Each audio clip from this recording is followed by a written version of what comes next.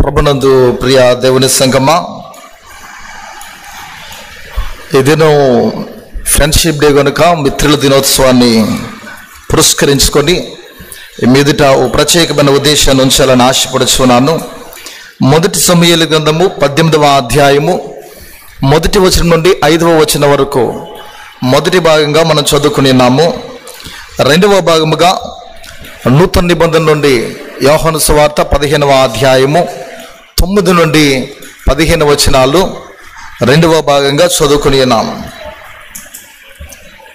సర్వసాధారణంగా స్నేహం అంటే కాలేజీల్లోనూ స్కూల్లోనూ చదువుతున్నటువంటి విద్యార్థులకు మాత్రమే ఉంటుంది అనే భావనలో కొంతమంది అనుకుంటూ ఉంటాం.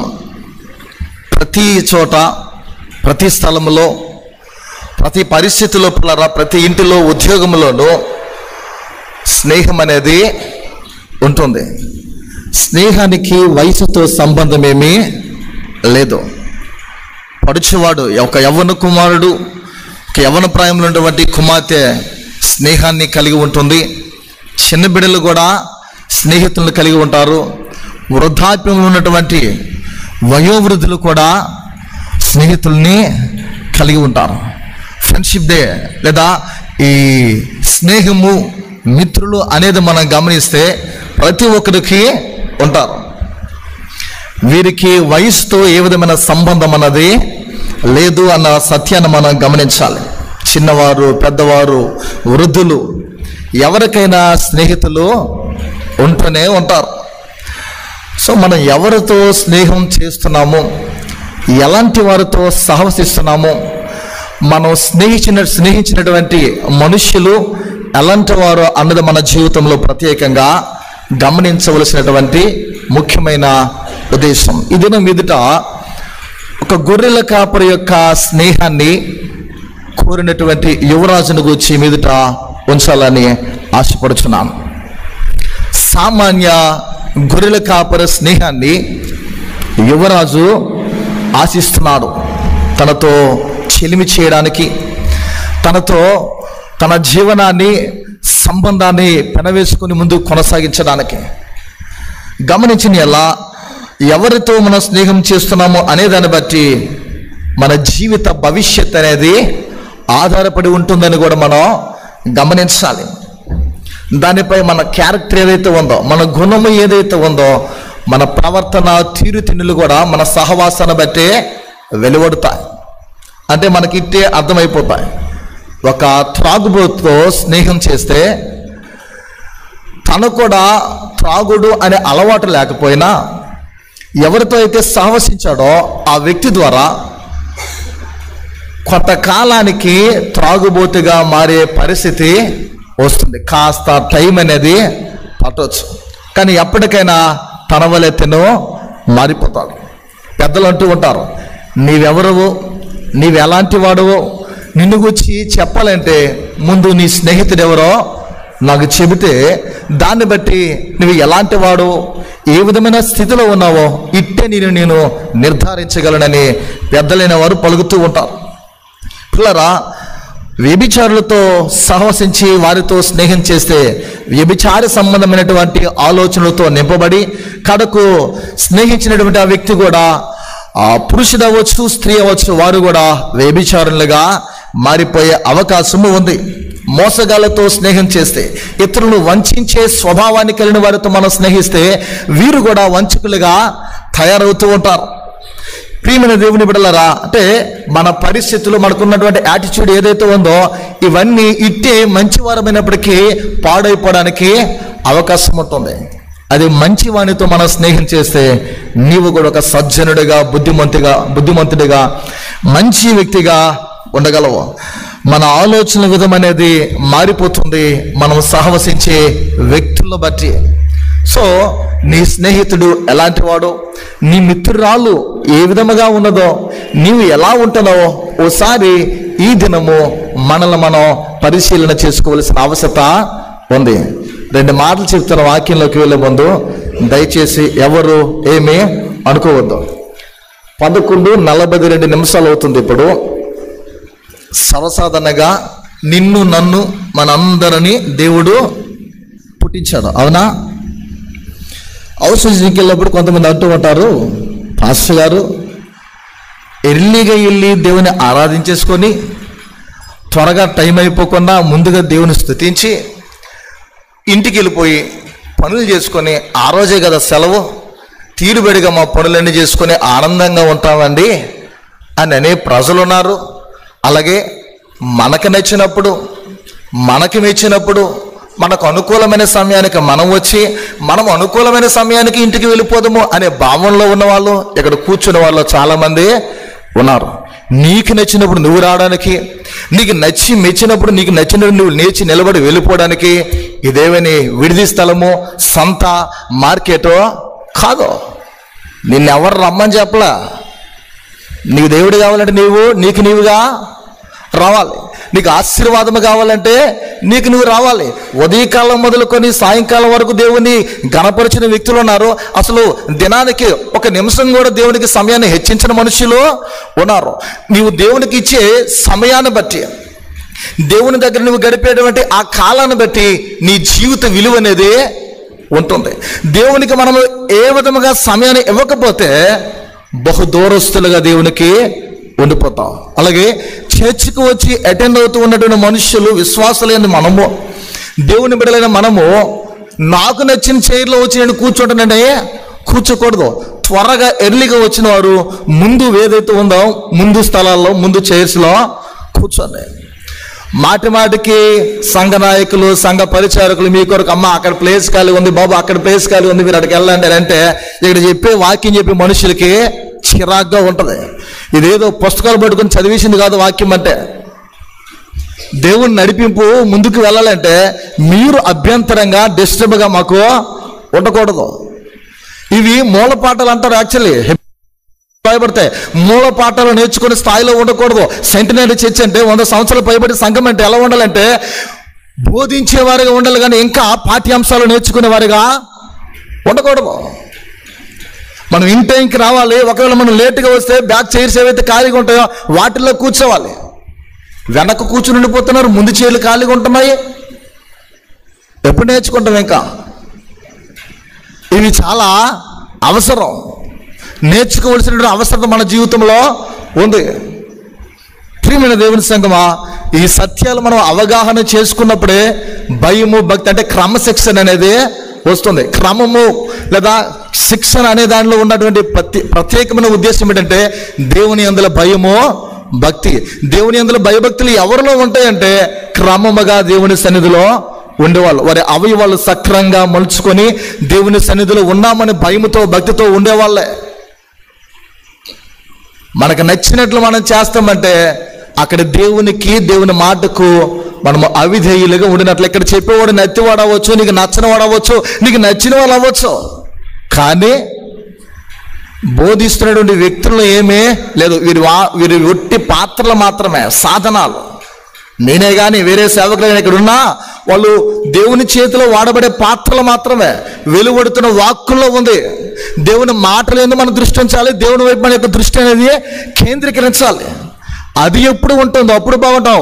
మనుష్యులు ఆరాధించేవారుగా, మనుష్యులు పూజించేవారుగా, ఆ అయ్యగారంటే నాకు ఇష్టమో, ఆ అమ్మగారంటే నాకు ఇష్టమో, వారు నాకు కావాలి, వారి మాటలే వింటాను, వీరి మాటలు నేను విన్నంటే నువ్వు మనుష్యుల మాటలు వినడానికి వెళ్ళట్లే చర్చ్కి.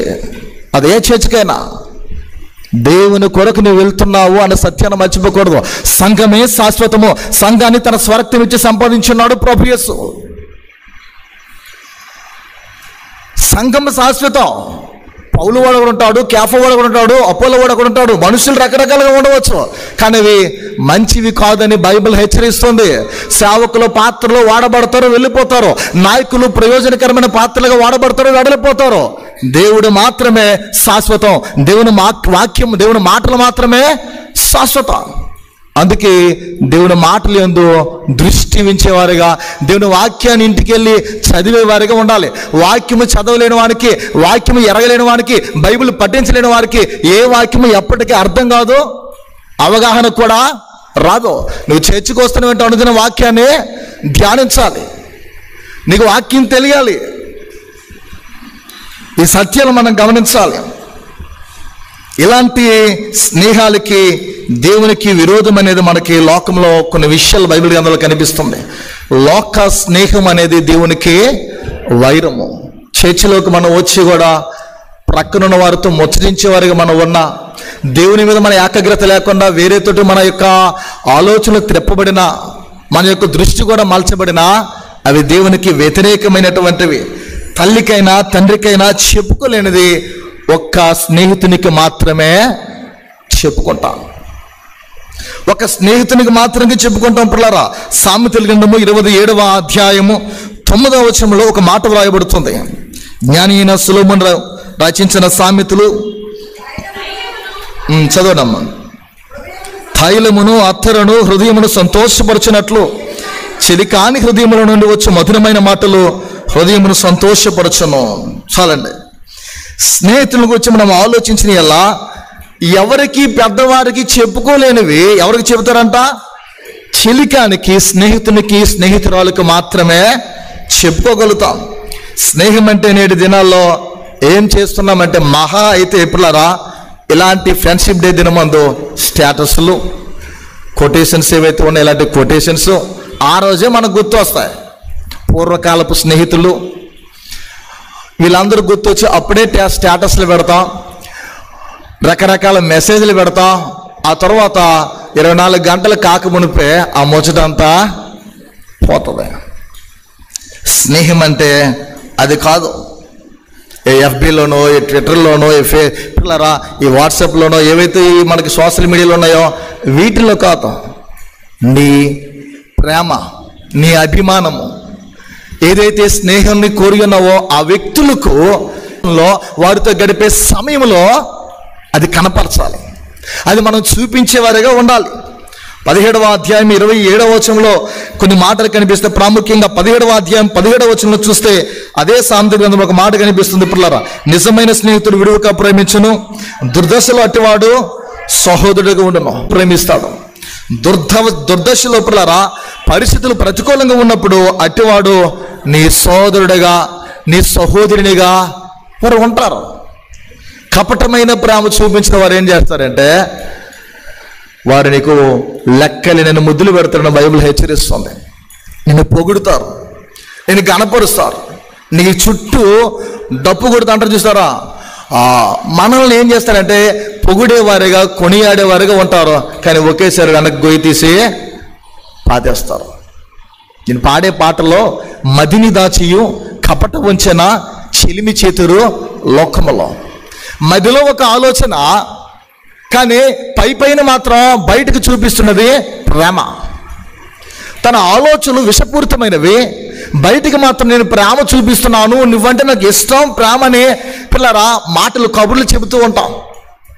కానీ మధురమైన ప్రేమ, నిర్మలమైన ప్రేమ, పరిశుద్ధమైన ప్రేమ ఒక్క యేసులో మాత్రమే కనపరుచబడుతుంది.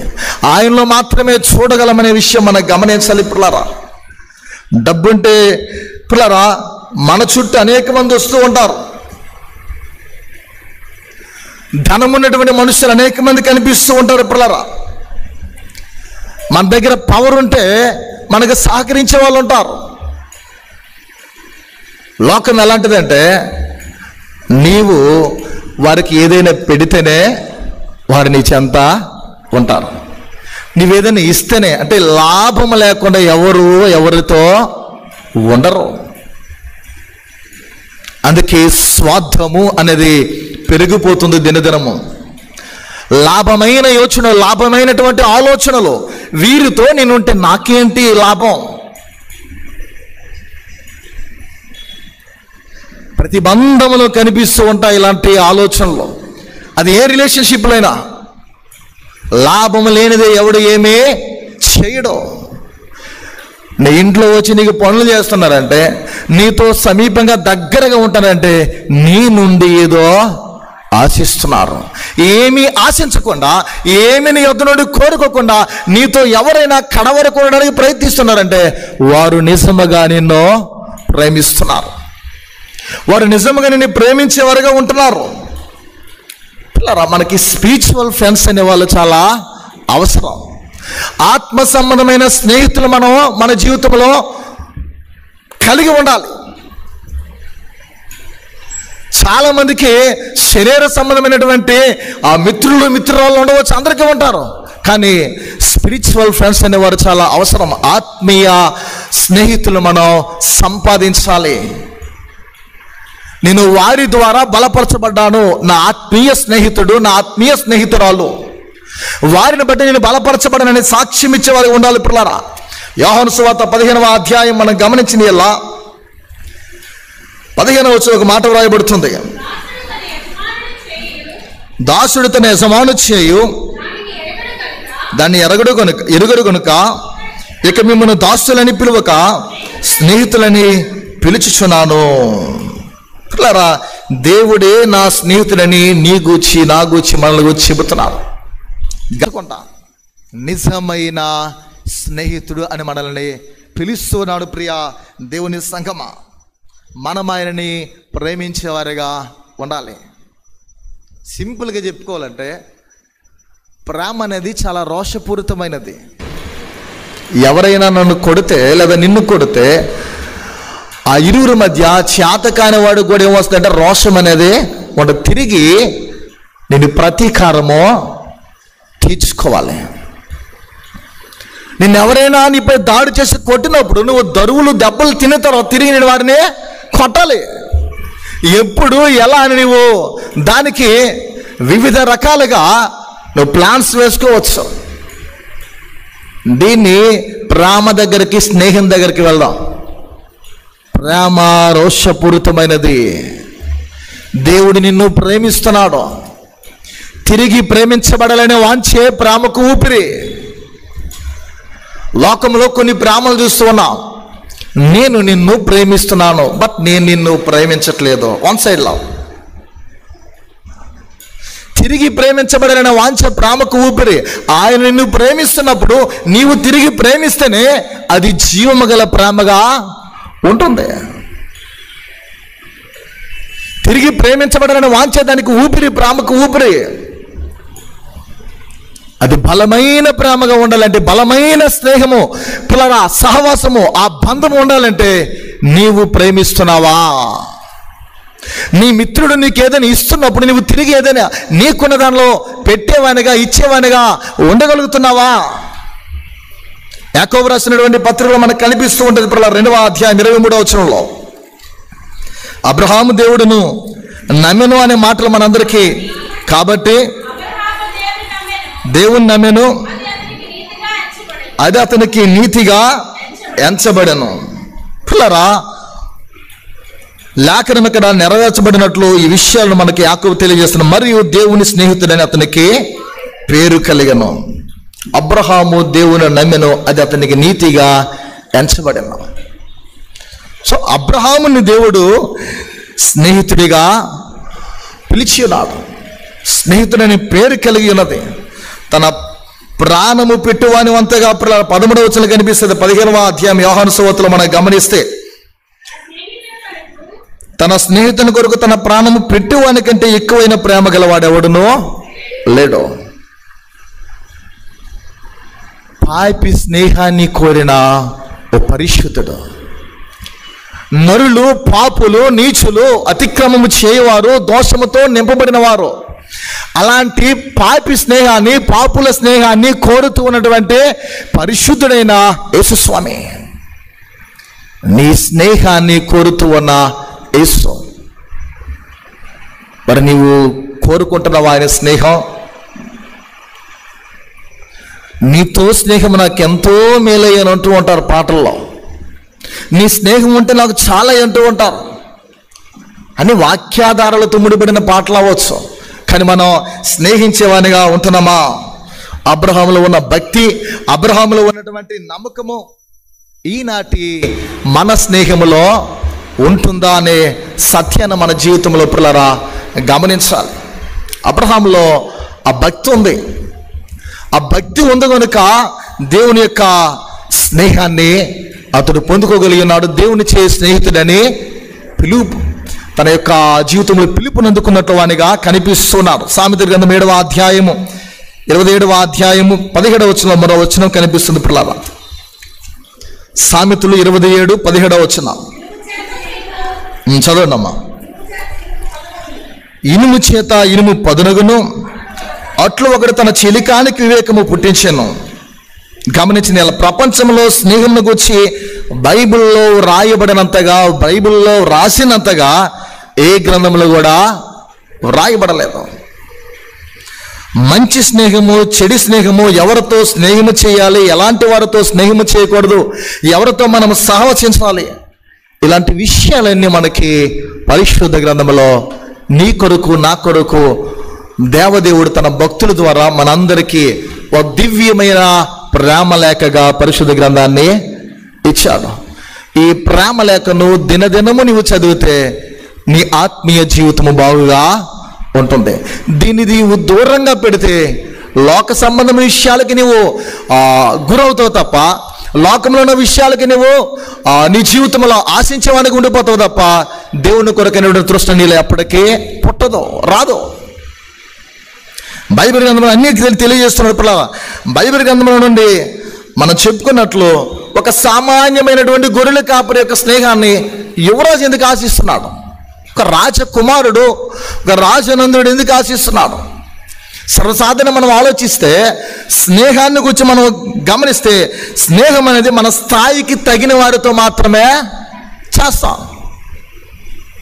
మన స్థాయికి తగిన వారితోనే చేస్తాం. స్నేహం అనే పదంలో ఉన్న విషయాలు మాత్రమే తెలియజేస్తున్న పిల్లవా. నీకు ఎవరైనా మిత్రుడు ఉండొచ్చు, మిత్రురాలు ఉండొచ్చు. మనము మన స్థాయికి తగిన వారితోనే చేస్తాం. మన స్థాయికి మించి ఎవరితో మనం స్నేహిస్తే, మన తండ్రో తల్లో మనకి తెలిసిన వారో, వారికి మనం తగము, ఎందుకు వారితో సహవసిస్తున్నాం, స్నేహిస్తున్నాం అని ఇంట్లో ఉన్నవారే హెచ్చరిస్తూ ఉంటారు పిల్లరా. దావీదు, యోనాతాన్, డేవిడ్, జోనాతాన్ల గురించి మనం ఆలోచిస్తే స్నేహానికి ఒక బెస్ట్ ఎగ్జాంపుల్. వారి జీవితాలు అనేవి అద్భుతంగా కనిపిస్తాయి. దావీదు సామాన్యమైనటువంటి ఒక గొర్రెల కాపరి, సామాన్య కర్షక కుటుంబానికి చెందినవాడు. దావీదుకి అన్నలున్నాడు, కడసరవాడితను. సామాన్యమైనటువంటి మనుష్యుడు, గొర్రెల కాపరితో స్నేహం చేయాలని ఆశ కలిగిన వాడు. పిల్లరా గమనించిన వాళ్ళు తనకంటే హెచ్చుగా ఉన్నవాడు. దావీదు యొక్క జీవితంలో ఎప్పుడు ఆలోచన వచ్చి ఉండదు. దావీదు గొర్రెల కాపరి, యోనాతాను రాజకుమారుడు, యువరాజు, కాబోయే రాజు. వీరి స్నేహం అద్భుతం. వీరి స్నేహం లోకంలో, ఈ ప్రపంచంలో ఒక చారిత్రాత్మకం. ఎందుకనంటే ఎవడు కూడా ఒక సామాన్యుడితో స్నేహం చేయాలని రాజకుమారుడు అనుకోడు. విచిత్రం ఏంటంటే దావీదు యోనాతాను స్నేహం కోరలేదు, కానీ యోనాతాను వెళ్ళి దావీదుని అడుగుతున్నాడు. సమూయేలు గ్రంథం మనం చదివితే అర్థమవుతుంది. యుద్ధములో ఆరితేరిన వాడు, సకల విద్యలు నేర్చుకున్నవాడు, పరాక్రమం గలవాడు. సౌలు తర్వాత యోనాతానే లేదా జోనాతానే రాజు. అలాంటి యోగ్యత కలిగిన వాడు పిల్లరా యోనాతాను. అలాంటి మనుషుని గురించి మనం గమనిస్తే లేఖనాల్లో కనిపిస్తున్నాయి. అతడు దావీదుతో స్నేహం చేయాలని కోరుకుంటున్నాడు. గొలియాతును దావీదు చంపినప్పుడు యోనాతానుకు దావీదు ఏమవుతాడు అని మనల్ని మనం ప్రశ్నించుకున్నాం. అప్పటికి ఇశ్రాయేలు సైన్యము, ఇశ్రాయేలు రాజు అయినటువంటి మొదటి రాజు అయిన సౌలు కుమారుడైనటువంటి పరాక్రమవంతుడైనటువంటి యోనాతాను అక్కడే ఉన్నారు. దినదినము సవాలు చేస్తూ ఉన్నాడు ఎవరు? గొలియాతు. అలాంటి గాతువాడైన గొలియాతు, ఆచారభావుడైన గొలియాతు, బలాఢ్యుడైన గొలియాతును దావీదు చంపినప్పుడు యోనాతానుకు దావీదు ఏమవుతాడు? శత్రువు అవుతాడు. కారణం, నాకు పోటీగా వస్తున్నాడు. ప్రజల మనస్సు గెలుచుకుంటాడేమో, ప్రజల యొక్క ఆలోచనలు, ప్రజల యొక్క ఉద్దేశాలు ఇతర వైపు త్రిప్పబడతాయేమో. శత్రువు వాళ్ళ ప్రియ దేవుని బిడ్డల గమనించిన ఎడల. కానీ దేవుని వాక్యాన్ని మనం క్షుణ్ణంగా చూస్తే అర్థమవుతూ ఉంది. యోనాతాను దావీదు స్నేహాన్ని కోరుకుంటూ ఉన్నాడు. మొదటి సమూయేలు గ్రంథము 18వ అధ్యాయము మొదటి 5 వచనాలు మనం చదువుకున్నాము. ఈ 5 వచనాల్లో యోనాతాను హృదయము దావీదు హృదయముతో కలిసిపోయాను. ఈ ఇరువురి స్నేహాల్లో మొదటిగా మనం గమనిస్తే యోనాతాను యొక్క హృదయము దావీదు హృదయముతో కలిసిపోయింది. యోనాతాను దావీదును తన ప్రాణ స్నేహితునిగా ఎంచి ప్రేమించాడు. యోనాతాను దావీదును తన ప్రాణ స్నేహితునిగా ఎంచి ప్రేమిస్తున్నాడు. ప్రియా దేవుని బిడ్డలారా, యోనాతాను వయసులో పెద్దవాడు. వయసు రీత్యా చూస్తే శారీరకంగా అతడు పెద్దవాడు, దావీదు ఒక చిన్నవాడు. అలాంటి చిన్నవాని స్నేహాన్ని కోరుతున్నారు. వీరి ఇరువురి మధ్య నిబంధన కూడా జరిగింది. యెహోవా ఆత్మ దావీదుతో ఉన్నదని గ్రహించి చూచినవాడు యోనాతాను. మొదటి సమూయేలు గ్రంథము 16వ అధ్యాయం 13వ వచనంలో వ్రాయబడుతుంది. పిల్లరా, 16వ అధ్యాయం 13వ వచనం. సమూయేలు తైలపు కొమ్మును తీసి వాని సహోదరుల ఎదుట వానికి అభిషేకము చేసెను. నాటి నుండి యెహోవా ఆత్మ దావీదు మీదకు బలముగా వచ్చెను. తరువాత సమూయేలు లేచి రామాకు వెళ్ళిపోయాను. ఈ అధ్యాయంలో కనిపిస్తుంది పిల్లలు, అతడు అభిషేకింపబడిన వాడని, యెహోవా ఆత్మ అతనితో ఉన్నదని. 18వ అధ్యాయం 1 నుండి 5వ వచనాలు చూస్తే వారి ఇరువురి మధ్య నిబంధన గురించి, లేదా దావీదుతో తన యొక్క హృదయం ఎలా కలిసిపోయింది ఈ విధమును గురించి తెలియజేస్తున్నాడు. మొదట సౌలు దావీదును చూచి చాలా ఇష్టపడ్డాడు. ఇదంతా చరిత్ర. సౌలు ఏం చేశాడంటే, రాజు దావీదును చూచి చాలా ఇష్టపడ్డాడు. పిల్లరా, అతని సైన్యానికి బాధ్యత వహించే భాగ్యాన్ని కూడా అప్పగించాడు. దావీదుగా పనిని అప్పగించినాడు. దావీదు గొలియాతును చంపినప్పుడు మనకి గమనించిన 17వ అధ్యాయం 49 నుండి కొన్ని మాటలు కనిపిస్తున్నాయి. 17వ అధ్యాయం 49 నుండి చూస్తే, తన సంచిలో చేయి వేసి అందులో నుండి రాయి ఒకటి తీసి వడిసెలతో విసిరి ఆ ఫిలిష్తీయులను తిట్టుకొట్టెను. ఆ రాయి అని ముదురు చొచ్చునందున వాడు నేలను బోర్లబడెను. కానీ ఆ గొలియాతును చంపడం అనేది కనిపిస్తుంది. పిల్లరా, శత్రువులైన ఫిలిష్తీయులతో విజయం సాధించిన తర్వాత దావీదు ప్రశంసలనేవి పొందుకున్నాడు. ఇక్కడ నుండి యోనాతాను జీవితం అనేది చాలా మలుపు తిరుగుతుంది, చాలా కష్టతరంగా ఉంటుంది. ఈ సమయంలో యోనాతాను ద్వారా మన స్నేహితులకు వచ్చి, లేదా మనం ఇతరులకు స్నేహితులుగా ఉండటం బట్టి మనం ఎలా ఉన్నాం మనల్ని మనం పరిశీలన చేసుకోవచ్చు. ప్రియా దేవుని సంఘమా, 18వ అధ్యాయం 7వ వచనంలో ఈ రీతిగా వ్రాయబడి ఉన్నది. ఆ స్త్రీలు గాన ప్రతిగానము చేయించు వాయించుచు సౌలు 1000 కొదయు దావీదు 10,000 కొదయు శత్రువులను హతము చేశారని 9వ వచనంలో. కాబట్టి నాటి నుండి సౌలు దావీదు మీద విషపు చూపు నిలిపెను. పిల్లలు, ఇక్కడ గమనించిన ఎలా సౌలుకు బదులు దావీదు ప్రశంసలు ఎక్కువగా పొందుకుంటున్నాడు, మన్ననలు పొందుకుంటున్నాడు, గౌరవింపబడుతూ ఉన్నాడు. ఇది చూచిన సౌలు రాజు, ఇశ్రాయేలు రాజు పిల్లరా, దావీదుపై విషపు చూపు అనేది ప్రారంభించబడినట్లు, చూపు నిలిపినట్లు 9వ వచనంలో వాక్యాధారం కనిపిస్తుంది. 10వ వచనంలో మనకు కొన్ని విషయాలు లేఖనాల్లో రాయబడుతూ ఉన్నాయి. ప్రియా దేవుని బిడ్డలారా, 19వ అధ్యాయం 10వ వచనంలో చూస్తే ఈ రీతిగా ఉన్నది. సౌలు ఒకే దెబ్బతో దావీదును గోడకు పొడుచుతున్న తాత్పర్యము కలిగి ఈటి విసిరెను. దావీదు అతని ఎదురు నుండి తప్పించుకున్నందున ఈటి గోడకు నాటగా దావీదు ఆ రాత్రి అంతా తప్పించుకొని పారిపోయాను. దావీదు యోనాతాను ప్రేమను పొందుకుంటున్నాడు. యోనాతానేమో దావీదుని ప్రేమిస్తున్నాడు. తన హృదయం తనతో కలిసిపోయింది. యోనాతాను తండ్రి అయిన సౌలు యొక్క ఆలోచన తన మదిలో ఎలా ఉందంటే, దావీదుని ఎలా అయినా చంపేయాలి. అర్థమవుతుందండి? దావీదుని ఎలా అయినా చంపేయాలి.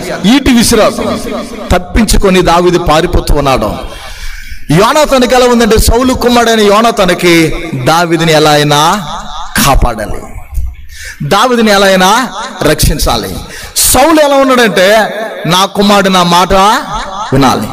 ఇటు యోనాతాను తండ్రి మాట వినాలి, తన స్నేహితుని కూడా రక్షించుకోవాలి. అతడు యువరాజు, రాజకుమారుడు, ఇతడేమో మందలు కాసినటువంటి సామాన్య గొర్రెల కాపరి.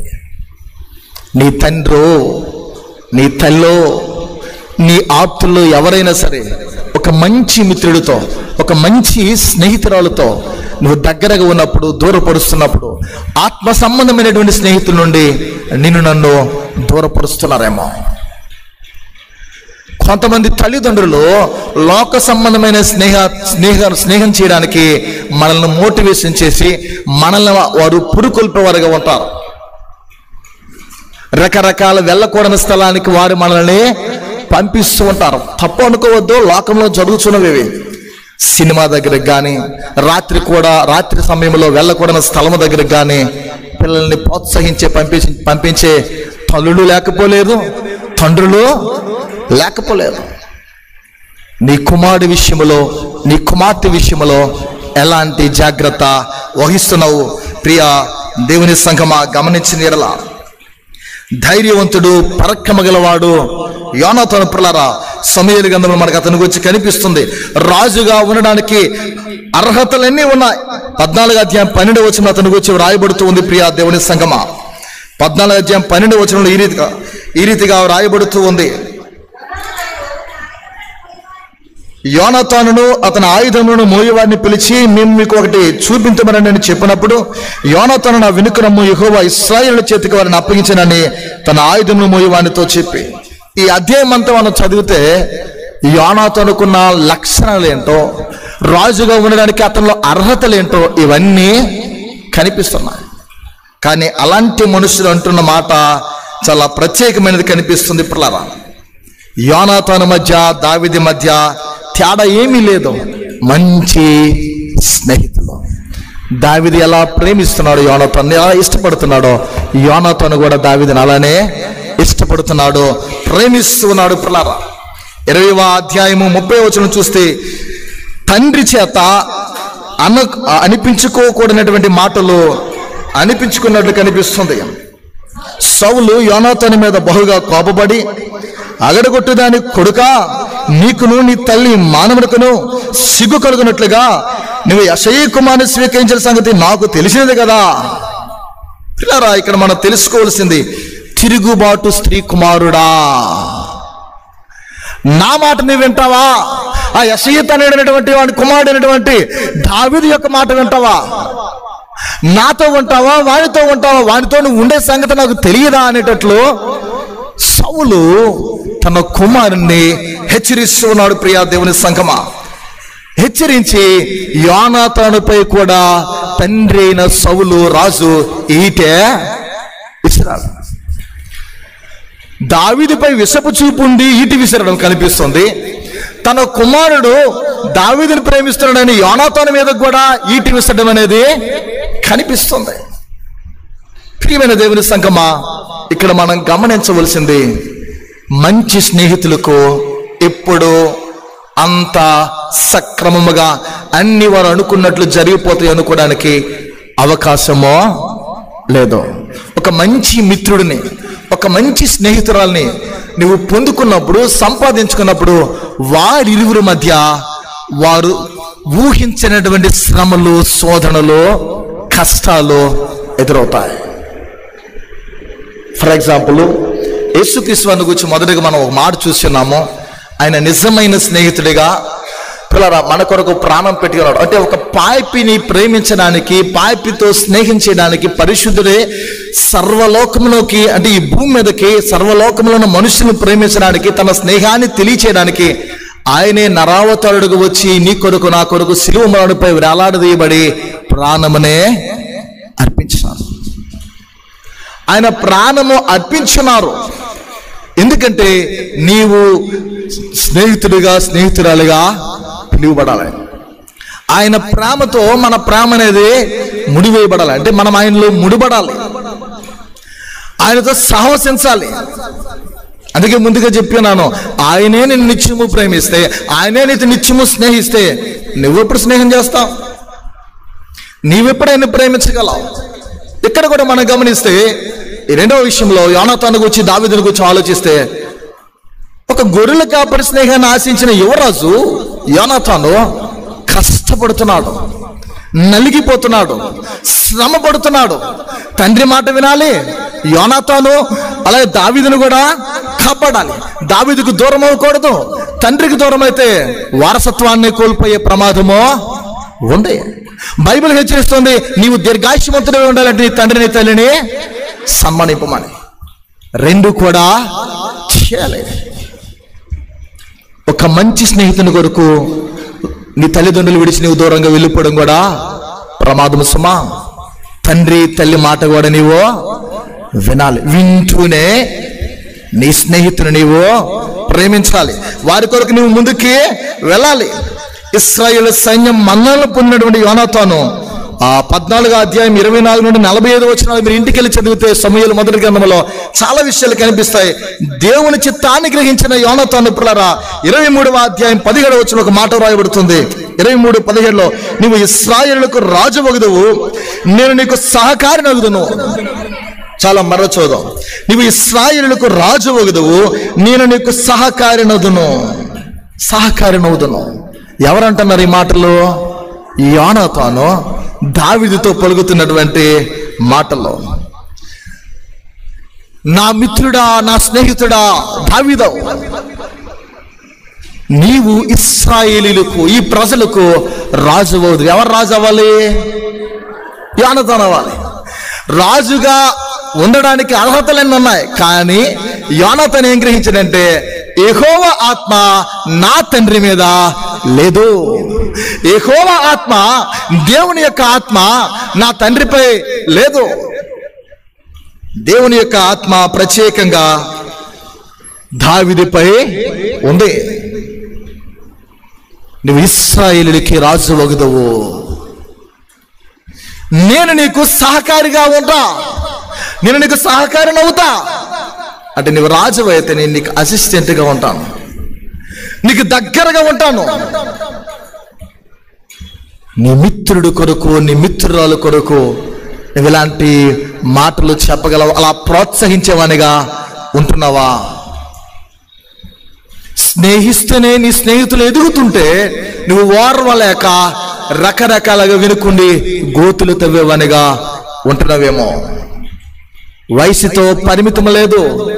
నువ్వు వృద్ధుడువైనా, వృద్ధురాలువైనా, మధ్య వయసుకు చెందిన వారువైనా, చిన్నపిల్లలమైనా, యవ్వనస్తులమైనా, నీ స్నేహితులు ఎవరైనా ఉంటే వారిని ప్రోత్సహించి వారు మంచి స్థితిలో ఉండాలని, ఆత్మీయంగా వారు ప్రభువుకు దగ్గరగా ఉండాలని ఉండాలి. మేలు చేయి స్నేహితుడు అంటే ఏం చేస్తాడంట?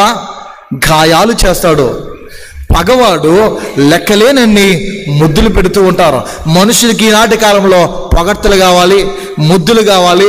వాళ్ళ దగ్గరుండి రకరకాలుగా వాళ్ళని పిల్లరా అనకూడని మాటలు, అంటే మీ అంతటి వారు లేరండి, మీ వంటి వారిని మేము చూడలేదండి అని ఇలాంటి మాటలు చెప్పేవారు కావాలి. అలాంటి మాటలు చెప్పే లౌక్యాన్ని తెలిసిన మనుషులకే లోకంలో విలువ ఉంటుంది, లోకంలో స్థానం ఉంటుంది. కానీ స్ట్రైట్ గా ఉండే వాళ్ళకి, ఉన్నది ఉన్నట్టు హెచ్చరించే వారికి, ఉన్నది ఉన్నట్టు మాట్లాడే వారికి భూమి మీద స్థానమో లేదు. ఫర్ ఎగ్జాంపుల్ మీకు అర్థం అవ్వాలంటే, తదుపరి ఇప్పుడు రాబోయే దినాల్లో మొన్న పాపము ప్రభు అని చెప్పుకున్నాము, లోకము ప్రభు అనే దానిలో ఒక మాట ఉంటుంది.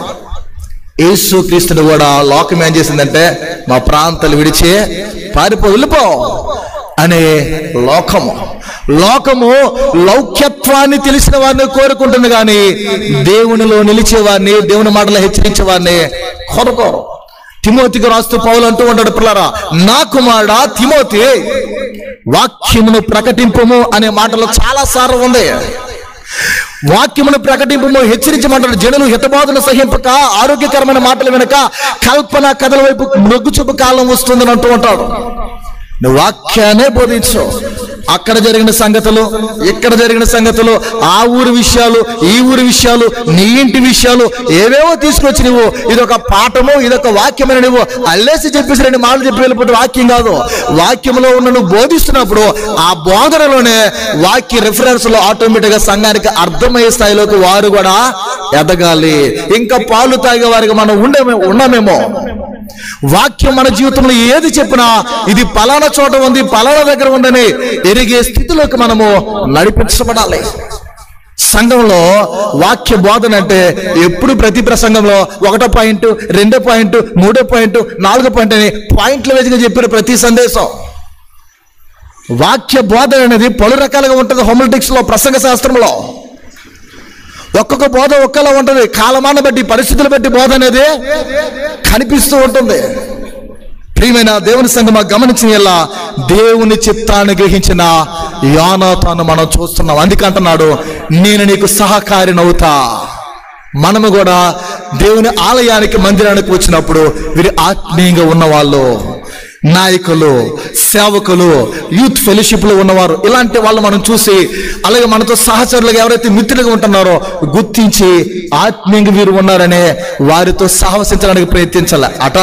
అదే సమయంలో మనం చేయవలసినది, దేవునికి నచ్చని పనులు ఎవరైనా చేసేవారుగా ఉంటే వెంటనే హెచ్చరించేవారిగా, అంటే క్రమపరచాలి.